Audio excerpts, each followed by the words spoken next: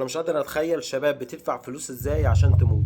حرفيا في شباب بتدفع فلوس وتركب مراكب وطرق غير شرعيه تسافر بيها على اوروبا، وفي الاخر بتموت. يا شباب انتوا متخيلين الموقف؟ يعني واحد يدفع فلوس عشان يموت؟ انا مش عارف الناس دي دماغها فيها ايه، ولا دي بتفكر ازاي. يا حبيبي انت عايز تسافر اوروبا، من حقك. ان انت كل واحد عنده احلام وعنده طموحات والكلام ده كله.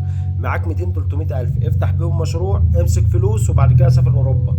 مش ما معكش ومش عايز تفتح مشروع، كلام جميل وزي الفل. ال100 ولا ال200 اللي انت تدفعهم في المركب، يا عم سافر بهم دولة عربية، امسك فلوس وبعد كده برضه سافر اوروبا. ما حدش هيقول لك ما تسافرش، والدولة هتقول لك مع السلامة يا حبيب قلبي، وكله هيدعي لك. انما تدفع فلوس عشان خاطر تموت؟